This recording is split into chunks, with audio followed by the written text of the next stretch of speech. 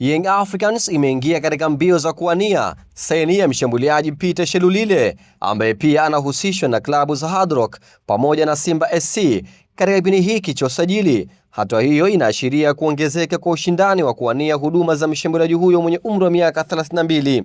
Shelulile ameendelea kuwa miongoni mwa wachezaji wanaovutia kutokana na uwezo wake mkubwa wa kufunga mabao safi, na sifa yake kubwa imekuwa ni umakini akiwa ndani ya eneo la hatari, ambapo mara nyingi hutumia nafasi chache zinazojitokeza kuzigeuza kuwa mabao. Uwezo huo umeifanya huduma yake kuendelea kuvutia vilabu vinavyotafuta kuimarisha safu zao za ushambuliaji.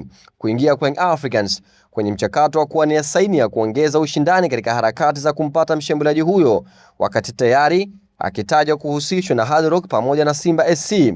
Sasa Yanga nayo imeonekana kuwa sehemu ya klabu zinazofuatilia kwa ukaribu uwezekano wa kumsajili mchezaji huyo.